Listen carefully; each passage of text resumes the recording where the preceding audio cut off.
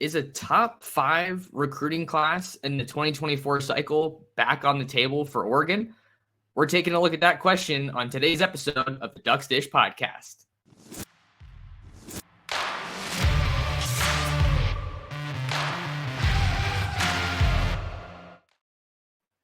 And we're back like we never left. Oregon fans, what's going on?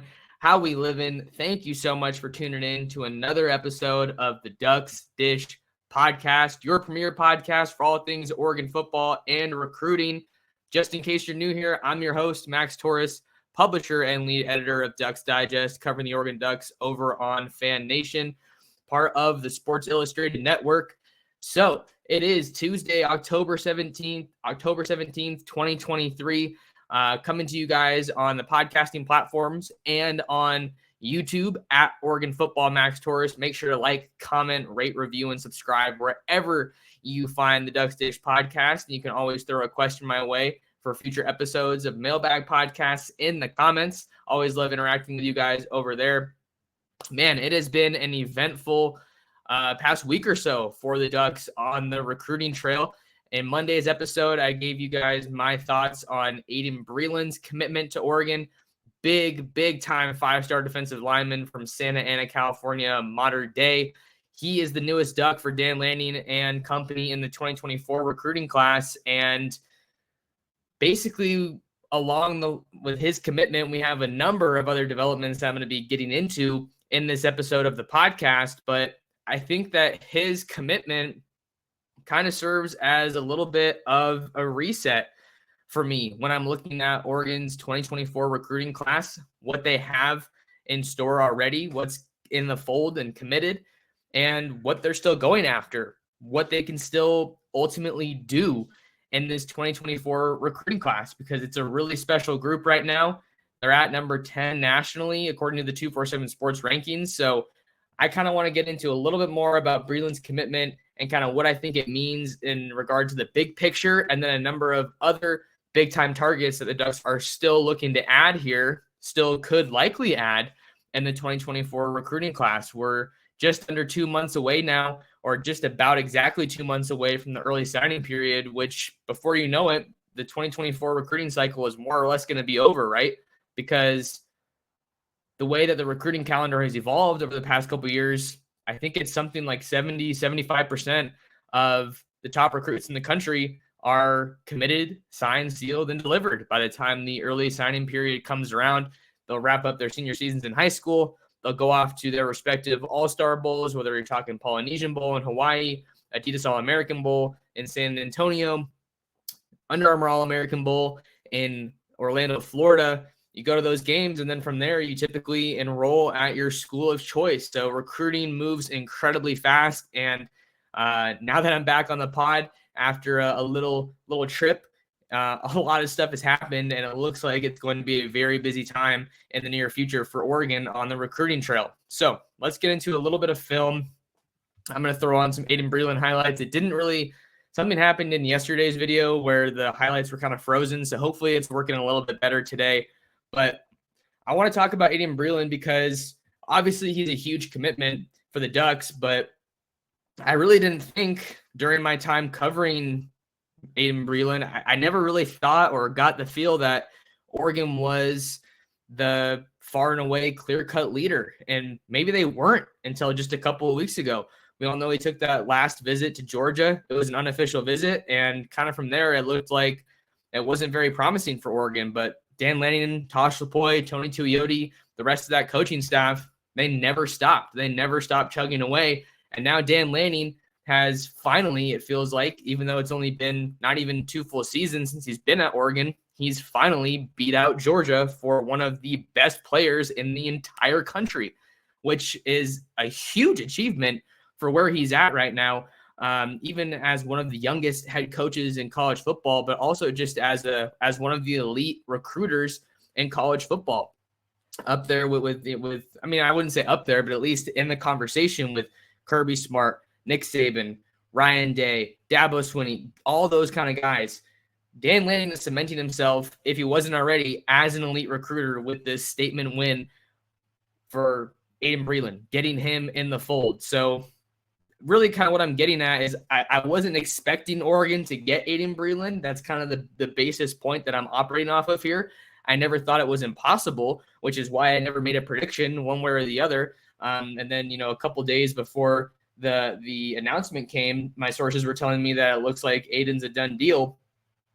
So now that he's committed, I think we kind of have to reset a little bit where this class can ultimately go, because you're number 10 nationally right now. And I think that that's a great spot to be in, but admittedly, you can go even higher. Okay, now I'm looking and they're number 9 overall, according to 247 Sports.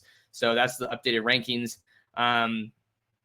But now we have to look at Breland and kind of couple what kind of momentum the Ducks can generate and build off of with his commitment now, because spots are getting tight in the 2024 recruiting class for Oregon. They currently have 23 verbal commitments, according to 247 Sports. And even though spots are getting tight, I think it's also good for you as a staff, because it allows you to really hone in your focus on some of these top guys that you're looking to add in the 2024 class, some of those guys that are still on the board. So it makes it a little bit easier to juggle game planning, playing football week to week in what is going to be a super difficult part of their schedule now as they look to bounce back from that Washington loss. It's not that you ever want to put recruiting on the back burner, but to a degree, I think when you're in the season, you don't want to have to give it more attention than it really needs, if that kind of makes sense. We know recruiting is important. It's the lifeblood of any program, but it's a different kind of balance that you have to strike during the season. So with Breland in the fold, a couple of other guys are still on board, and still on the board, I should say, and that Oregon wants to add in the 2024 recruiting class. And you get a commitment from a 5-star guy like Breland, your headliner from a talent-rich area, Southern California. That's the West Coast hotbed for talent. You beat out the defending 2-time national champions and probably one of the best developers of defensive talent in the country in Kirby Smart in Georgia. That's a statement. I mean, you can just rattle off the reasons about why this is a huge commitment for Oregon, and it's a 5-star defensive lineman. Oregon's got 5-star offensive linemen before. Look at Josh Connerly. But aside from Kayvon Thibodeau, it really kind of feels like that is one of the next steps. You need to keep evolving and leveling up your trench talent on the defensive line. Brandon Dorlus has been a beast for Oregon, but he wasn't even that highly rated of a recruit. I want to say he might have been a 3-star, even though he was coming out of the state of Florida. He was a 3-star on 247 Sports, was a 3-star on the 247 Sports composite. So he's a special example, and I think that's a tremendous testament to the Oregon staff, what they've been able to do across multiple staffs to develop his game. But I think you're obviously raising your floor and your ceiling, but more specifically your floor when you can start with a 5-star guy, because they're just ideally further along. So that was a lot, but let's get into one of the first guys I want to talk about that Oregon is still going after here in the 2024 class, and that is 2024 Orem, Utah tight end / wide receiver, but we're going to talk about him as a tight end, Roger Saliapaga. It might be Pega, but I think it's Paga. I'll have to verify that, but Roger Saliapaga is one of Oregon's top remaining offensive targets here in the 2024 recruiting class. He is currently working from a top 10 that includes Oregon. He was recently in Eugene for an unofficial visit for that Colorado game. So I think that's significant that he was recently in Eugene, listed at 6'5", 217 pounds. And he is one of the best playmakers that is still uncommitted in the 2024 recruiting class. And kind of the reason I want to talk about him is because I just placed a recruiting prediction for Oregon to land Roger Saliapaga here in the 2024 recruiting class. And I think there's a lot of reasons why, and I'm going to get into a couple of those here as Saliapaga makes a crazy one-handed grab. I want to go ahead and run that one back just because it was so nice. But here you see him on the outside, lined up, and quickly makes contact with the DB and just one-handed just mosses the guy like crazy. But for Saliapaga, he's a name that's been closely linked to Oregon for a long time. Nice little hurdle there. He comes from Orem High School, where the Ducks got Noah Sewell, one of their better linebackers in recent years, 5-star guy in the 2020 class. And Utah has been a state that Dan Lanning has prioritized, even in a short time that he has been at Oregon. You got Ben Roberts along the defensive line. You also have Taki is from the state of Utah as well, even though he came over from the University of Washington. And then you also have, Tavita Pomee from the state of Utah. So they're usually prioritizing Utah in terms of their trench talent, but I don't really think that Roger Saliapaga falls under that umbrella. He is a relatively big guy, right? 6'5", 217, still kind of undersized for a tight end, but his ability as a pass catcher and ability to make plays, great block there. The ability to make plays after the catch, I think, is part of what really makes him special and part of what makes him a coveted guy for Oregon in the 2024 class. And then I know that I wasn't the first guy to make a prediction on Saliapaga, but I knew this was, based on the source I talked to, this was looking like an Auburn versus Oregon battle in the recruiting process. But I feel like Oregon has really created some separation in this recruitment, especially after that last visit. You always have to track the visits and where these guys are going. I think that Oregon, I'm confident they're going to be able to win out in this recruiting battle. And we know that they have a lot of really strong ties to the state of Utah, strong ties to Saliapaga, just as far as the relationship process goes, building those relationships with the members of the coaching staff. And we also have to talk about some of the movement that Oregon's had in their 2024 class recently, right? 3-star Texas tight end Jackson Ford from Melissa, Texas, just decommitted from the Ducks earlier this week. Maybe that's indicative of a future move that could be on the way for Oregon. That's kind of just what I'm going to say for that. Oregon does have one commitment at the tight end spot still in AJ Pugliano from North Medford, Oregon, and they would love to pair Roger Saliapaga with AJ Pugliano. And I think that tight end is really a big, important spot for Oregon and Drew Merringer in this class, because Terence Ferguson has been the best tight end at Oregon pretty much since he arrived. He made a really quick impact as a true freshman. He came in with Maliki Mataval, but he's out over at UCLA now. Cam McCormick is over at Miami. So Terence Ferguson's been doing a good job, and Patrick Herbert had a great game against Washington, hauling in a touchdown. The future of the tight end spot is a little bit in flux right now. I think you have to prepare yourself for the event that Terence Ferguson does try to go to the NFL draft. And Patrick Herbert's looking great. I don't think he is in the conversation as much as Terence Ferguson when you're looking at that NFL draft conversation. But case in point, you have Ferguson, you have Patrick Herbert, Casey Kelly from Ole Miss, Caden Ludwig. We haven't really seen any of him this year. And then you have Kenyon Sadiq, a young guy from the 2023 recruiting class that's played a little bit. So it's still kind of a question mark, especially if you lose Ferguson. So I think that you need to put a premium on bringing in more offensive playmakers, and I think Drew Merringer is doing that by prioritizing a guy like Roger Saliapaga here in the 2024 recruiting class. So no commitment date has been set for Roger Saliapaga, but it really does feel like more and more recruiting momentum continues to build for the Ducks with him in the 2024 recruiting class. So he is absolutely a name that you have to keep an eye on if you're watching what Oregon's doing here in the 2024 recruiting class. We got more after the break on who the Ducks are going after and another big name to monitor here in the 24 class.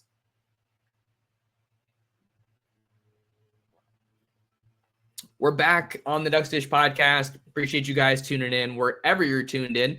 A reminder, if you're watching on YouTube at Oregon Football Max Torres, do me a favor, drop a quick thumbs up on the video and hit the subscribe button. We are chugging away on the road to 3K. That's my ambitious goal that I'm trying to set here.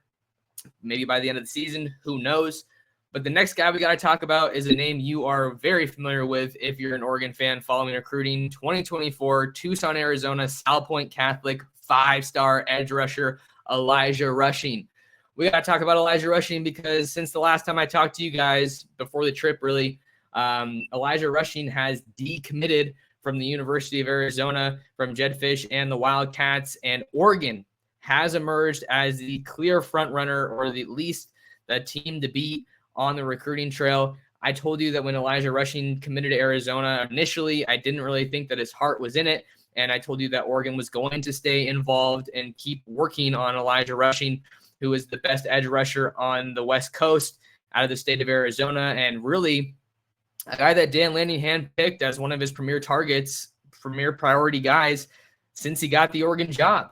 6'6", 250 or so pounds. Elijah Rushing certainly has the makings of an elite pass rusher. You see his strength there, the hands, the bend, the athleticism.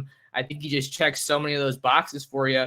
And then Blair Angulo of 247 Sports said that he doesn't expect Rushing to be uncommitted for much longer. I think that he probably is a guy that is kind of finished with the recruiting process. You have a handful of other teams in addition to Oregon that were involved there when he initially committed to Arizona. You have Oregon, Tennessee, Notre Dame, Florida was another one that was involved there.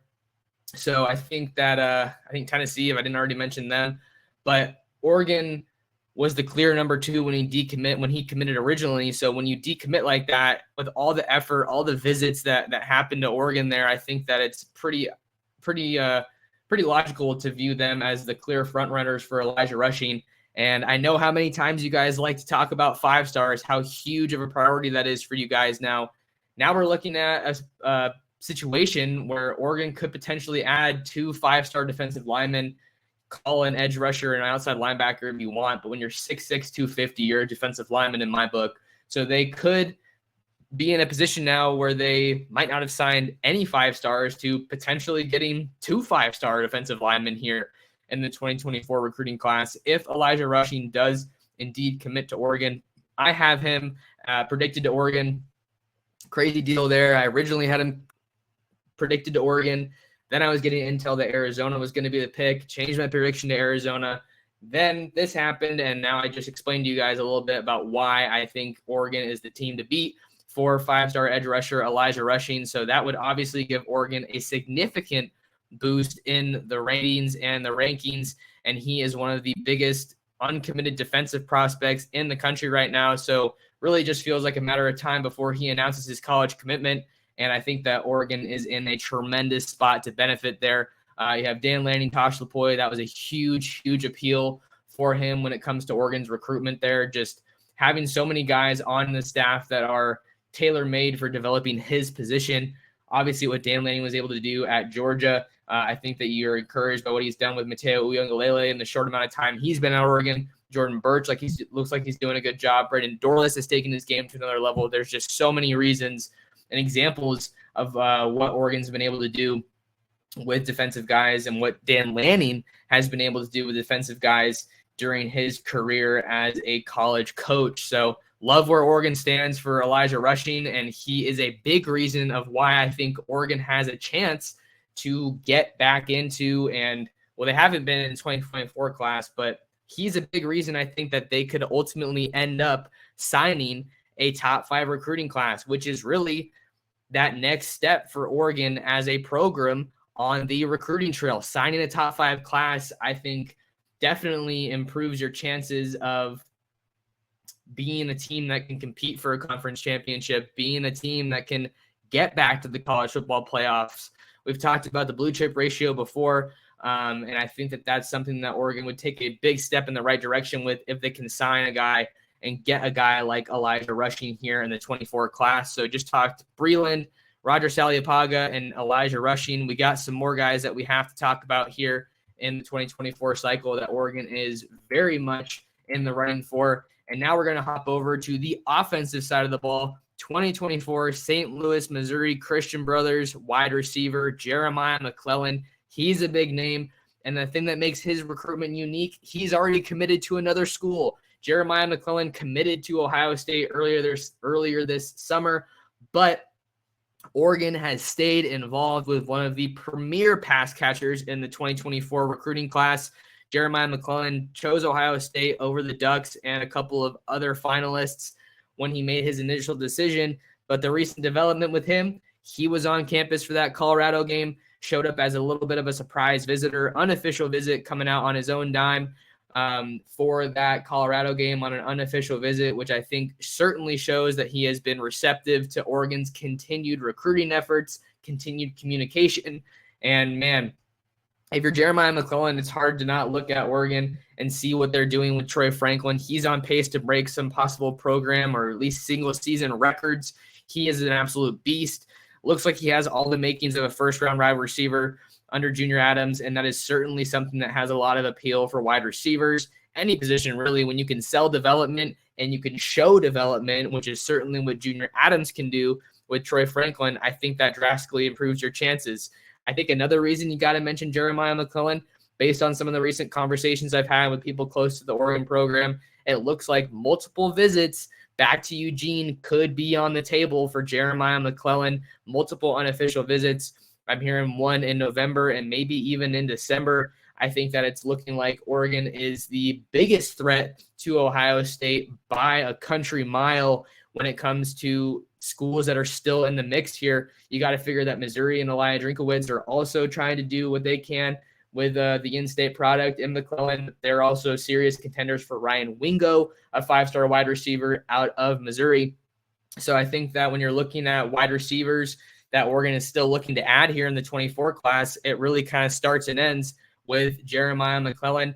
I think you also have to look at Roger Saliapaga, who I just mentioned, if you want to include him in the wide receiver, tight end category. But I'm loving the work that Junior Adams is doing. He's been one of the best recruiters on Oregon's staff since he was hired by Dan Lanning.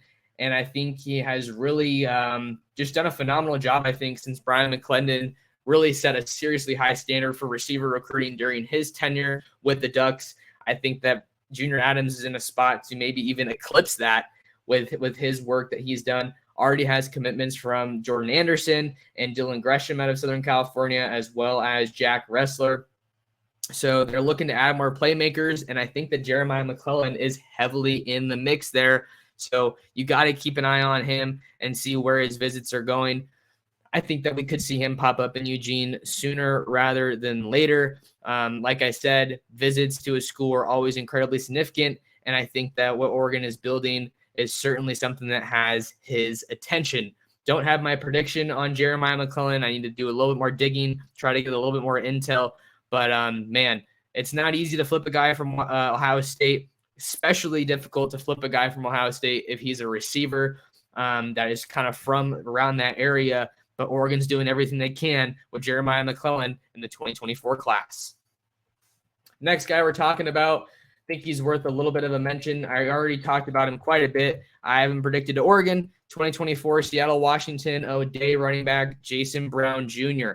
I think that we have a little bit of an interesting development with Jason Brown Jr. I did say I have him committed to Oregon. I'm not changing my pick, but since I made that pick to Oregon, we did have a big development on Oregon's roster. That's Noah Whittington suffering a season-ending injury, and I think that it looks like people are kind of reasoning that it could be very possible that Noah Whittington comes back for another year with the Ducks. I think if he applies for a medical waiver, he already had an additional year, but he only played 4 games, so he could have even 2 years of eligibility remaining, and I think that might cloud the situation a little bit with Jason Brown Jr. just in terms of the sheer talent that he would be competing with at the University of Oregon as far as the running backs go. If Noah Whittington's back, you also have Jordan James, Jaden Lamar, Dante Dowdell, all those guys. Dejon Riggs is also committed already in the 2024 recruiting class. So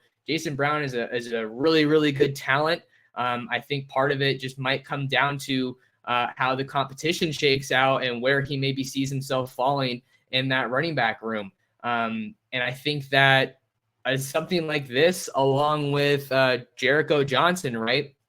Jericho Johnson's another talented defensive lineman that I have predicted to Oregon, but when I made that prediction, I didn't think that Oregon was going to get Aydin Breland. Now they're looking at a situation where you might get both.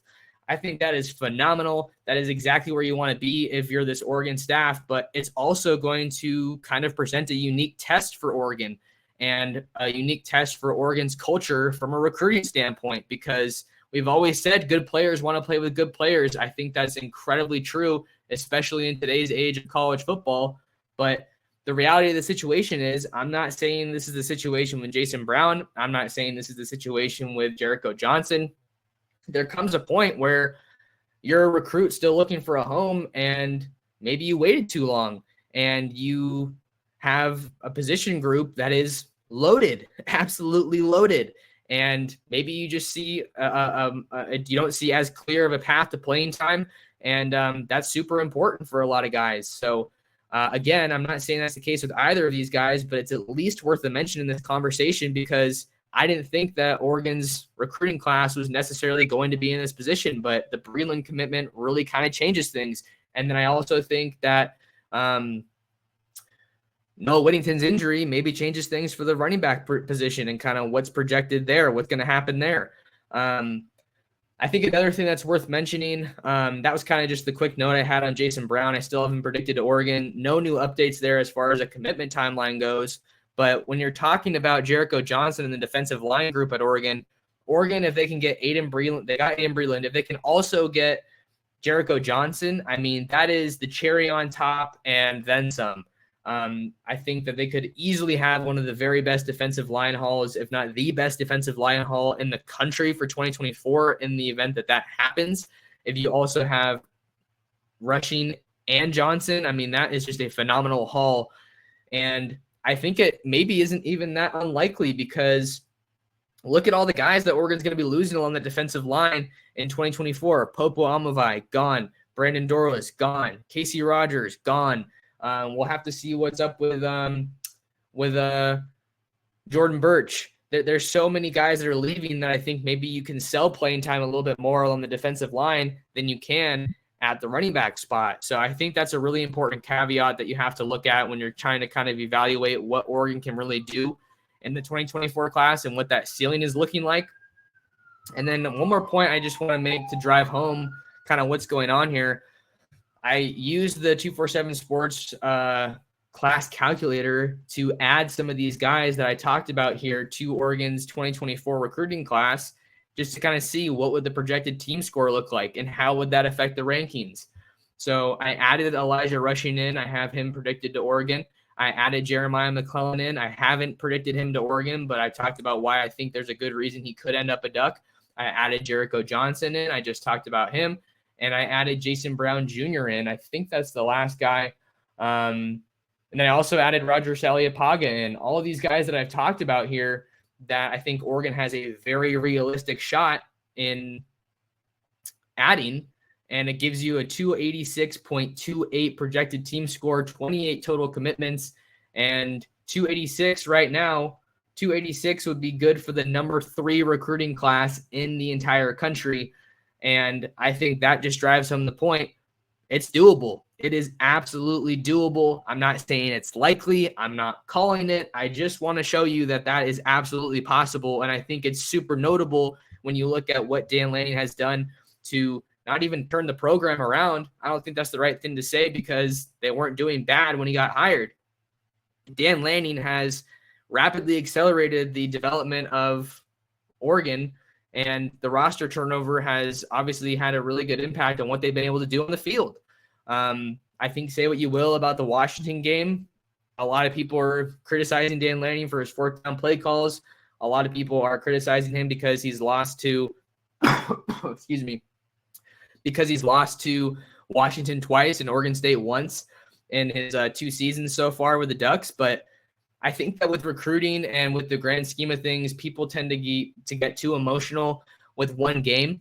I think especially when you're looking at Jericho Johnson as a guy that Oregon's recruiting. He was in Seattle for that Washington game. I said yesterday on the pod that I think Washington is the biggest threat to Oregon for Jericho Johnson. I don't think one game like that necessarily moves the needle rapidly in Washington's direction, but does it help them? Absolutely. I'd be a fool to tell you that I don't think that win over Oregon helps Washington and their recruiting efforts with Jericho Johnson. But I think recruits aren't as emotional as fans are when it comes to evaluating and weighing the impact of one game, of one win, of one loss. But it's obviously a notable discussion point, without a doubt. So I hope that I cleared things up a little bit for you guys and just did a good job of illustrating my point. A top 5 class is very much a realistic possibility and very much on the table for Oregon now that Aydin Breland has committed, now that Elijah Rushing is trending towards Oregon, and some of these other guys that they're looking to add. Maybe you're still working on flipping a guy like Jeremiah McClellan. If you do things like that, I think you're really going to take a big step in the right direction in terms of being a top 5 class in the country for 2024 when all is said and done. That'll do it for me, you guys, on today's episode of the Ducks Dish Podcast. Important to lock in with me on all social media networks. I'm at Torres Sports on Twitter and Instagram. I'm at Oregon Football Max Torres on YouTube. Like the video, subscribe to the channel, and hit the notification bell because I come at you guys 5 days a week and you never want to miss an episode. Share the Ducks Dish podcast. That is the best way you can show your support. Share it with Duck fans, your friends, and your family. Really appreciate your guys' support. Thank you for taking some time out of your day to talk some ball with me. And I'll see you guys in the next episode of the Ducks Dish podcast.